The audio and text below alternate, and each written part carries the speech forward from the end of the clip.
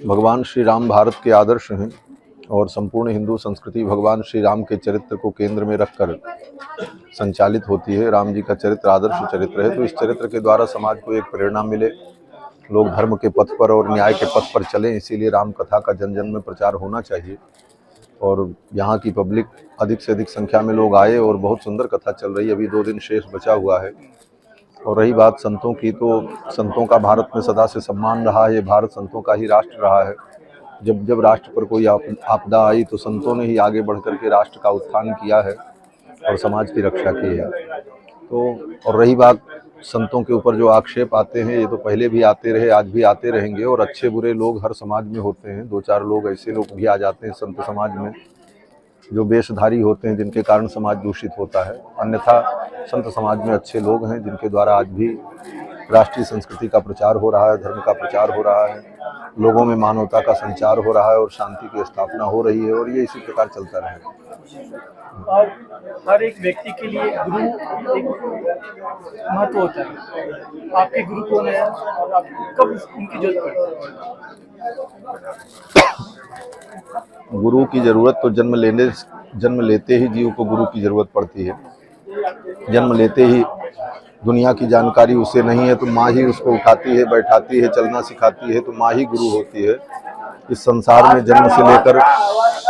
जन्म से लेकर मृत्यु पर्यंत व्यक्ति को गुरु की आवश्यकता होती है संसार में। उसी क्रम में आध्यात्मिक क्षेत्र में भी जाने के लिए, कुछ पाने के लिए गुरु की आवश्यकता होती है। और गुरु की जब तलाश होती है तो कोई न कोई सद्गुरु मिलते हैं जिनके माध्यम से आध्यात्मिक जगत में भी व्यक्ति आगे बढ़ता है। जी सर, आज इस कलयुग में कुछ ऐसा संदेश जो मानव को बस कलयुग का यही संदेश है कि अध्यात्म की ओर जाने का, कि अधिक से अधिक लोग सत्संग करें, भगवान की कथाओं को सुने और भगवान के नाम का उच्चारण करें। ये दो कार्य बहुत ही सरल ढंग से किए जा सकते हैं। भगवान के नाम का कहीं भी कोई रह करके उच्चारण करे, भगवान का नाम ले, तो उसका पाप नष्ट होगा और उसके में सद्बुद्धि आएगी। और समय निकाल करके संतों की वाणी सुने, जिससे जीवन में परिवर्तन आएगा। धन्यवाद। बोलना सत्संग परिवार द्वारा जो श्रीमद राम कथा रखा है, उसके बारे में क्या कहना चाहिए? कितना सफल रहा ये कार्यक्रम 8 दिन का? सफलता के नाम पे तो मैं बोलूँगी कि कथा को चलते हुए पहले तो 24 साल हो गए हैं हमारे, तो वही सबसे बड़ी पदवी है एक तो ये साल भी बहुत जोर शोर से 25वीं गीत और जा रहे हैं। तो इतनी भीड़ है कथा स्थल पे कि मतलब कथा स्थल और डबल होता तो भी छोटा पड़ता।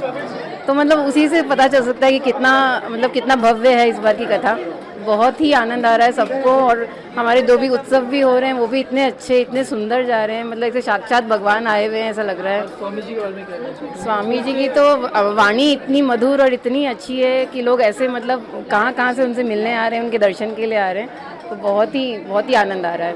मतलब हम लोग भी खुद भी काम करते करते भी वहाँ टिक के सुनते हैं कि वो क्या बोल रहे हैं। तो मतलब हम लोग तो मतलब भाग्यशाली हैं कि उनकी वाणी सुनने मिल रहा है।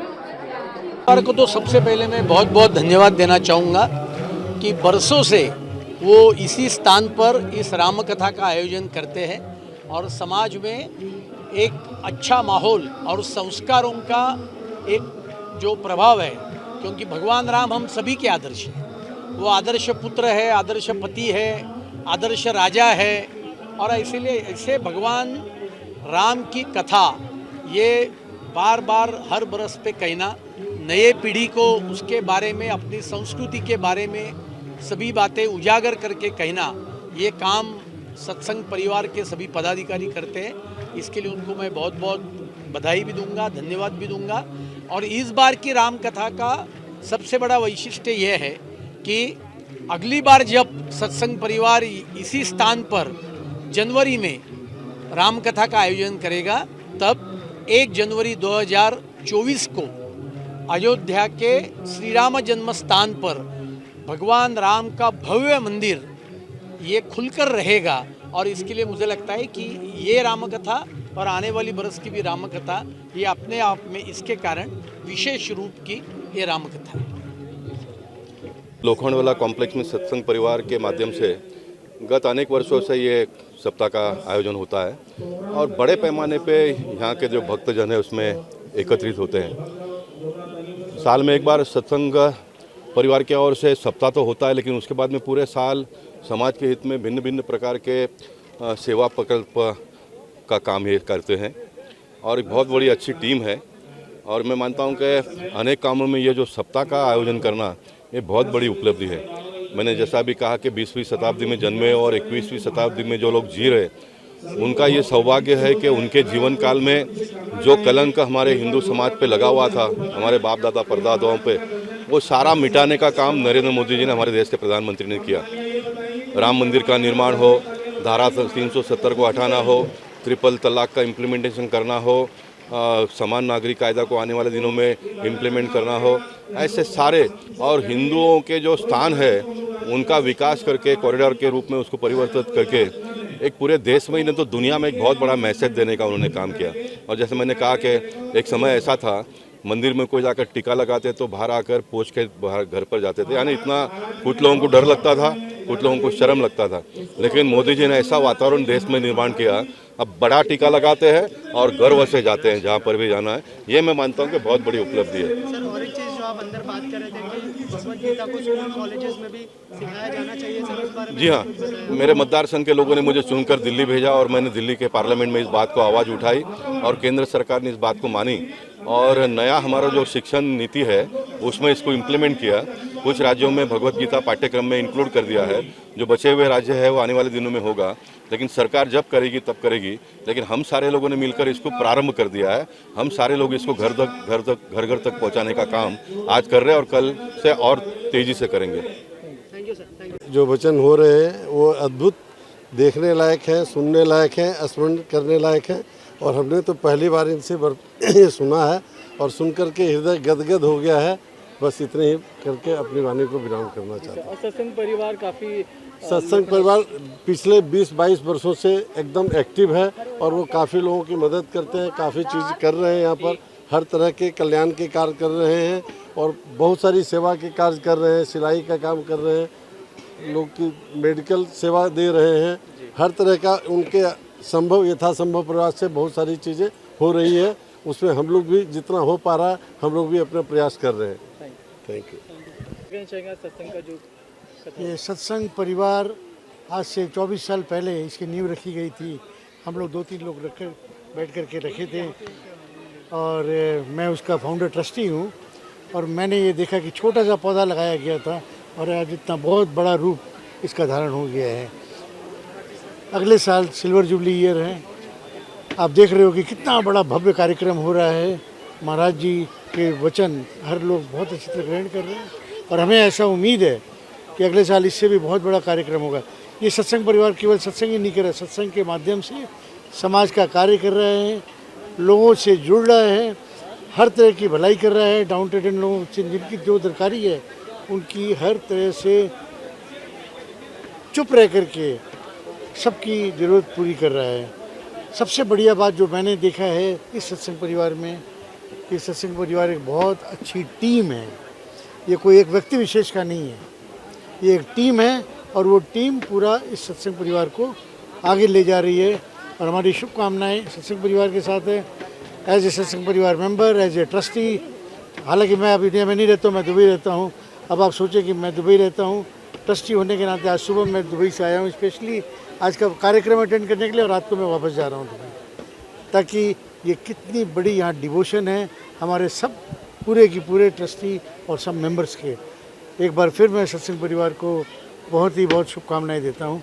Thank you very much, all the best. Ram कथा, कृष्ण लीला, शिव पुराण इस समय पूरी बम्बई में हो रही है। इनका मुख्य उद्देश्य जो दलित लोग हैं, पिछड़े लोग हैं, पिछड़े वर्ग के लोग हैं, उनको मुख्य धारा में लाना है।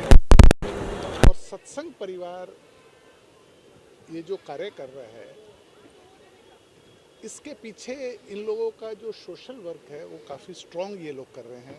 जल सेवा कर रहे हैं, गरीबों का इलाज करा रहे हैं, उनका मोतियाबिंद का ऑपरेशन कर रहे हैं, डायग्नोस्टिक सेंटर खोला है। मतलब कथा एक अच्छा कार्य है, लेकिन उसके पीछे जो ये काम कर रहे हैं, उसके साथ साथ ही जो काम कर रहे हैं, इस कथा से जो प्रेरणा मिलती है समाज सेवा की, मानव सेवा की, देश सेवा की, वो बहुत अतुलनीय है। उसके ऊपर हमको विशेष ध्यान देना चाहिए और ऐसे कहीं भी इस तरह के कथा के आयोजन हो, मैं उन सब आयोजकों को यही बात कहूँगा कि ये सब चीज़ें सत्संग परिवार से प्रेरणा ले कि आज ये लोग नोटबुक्स बांटते हैं। कोविड में बहुत बड़ा इन्होंने काम किया है यहाँ दामू नगर में। तो ये सब चीज़ें, कथा जो भगवान है वो एक प्रेरणा सूत्र है। भगवान राम ने हमेशा कर्म किया, मर्यादा पुरुषोत्तम कहलाए। क्यों कहे? क्योंकि उन्होंने मर्यादा को फॉलो किया। आज अगर हम मर्यादा पुरुषोत्तम भगवान राम का एक अंश भी, 1% भी अगर हम अपने आप को साबित कर लेंगे तो यहाँ बैठा हुआ हर आदमी मर्यादा पुरुषोत्तम भगवान राम बन जाएगा। तो कथा के आयोजकों का जो लोगों को उनके चित्त को जगाना, उनको प्रेरित करना, जो उनका उद्देश्य है वो उद्देश्य वंदनीय है और मैं इस काम को सलाम करता हूँ। 24 सालों से लोखंडवाला को धर्म नगरी के रूप में प्रवृत्त करने का काम कर रही है। विगत 22 सालों से निरंतर हर साल यहाँ कोई न कोई कथा होती आ रही है। इस बार जो हम लोग कर रहे हैं वो राम कथा है, जिसका आज 6वां दिन है और ये 8 दिन की कथा है। कथा के माध्यम से हम सनातन धर्म का प्रचार तो करते ही हैं और आप देख रहे हैं जिस तरह से पब्लिक यहाँ पे आ रही है और कथा में इन्वॉल्व हो रही है।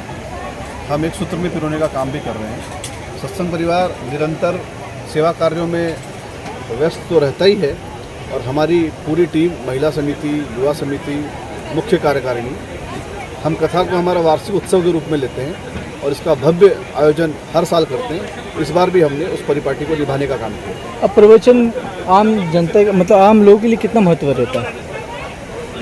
परम पूज्य गुरुदेव राघवाचार्य जी व्यासपीठ पे आसीन है। उनके मुखारबिंद से जो शब्द निकल रहे हैं वो ब्रह्म स्वरूप शब्द निकल रहे हैं और मुझे पूरा विश्वास है यहाँ पे जितनी भी धर्म प्रेमी जनता और राम अनुरागी जनता बैठी है वो एक एक शब्द को सुनती है, एक एक संकीर्तन को जीती है और हर भजन कीर्तन में उत्सव सा माहौल होता है। तो डेफिनेटली महाराज जी के मुखारबिंद से जो भी शब्द निकल रहे हैं वो लोगों के दिलों तक पहुंच रहे हैं, दिमाग तक पहुंच रहे हैं। एक बड़ा परिवर्तन आने का काम उनके सब करेंगे, ऐसा मुझे लगता है।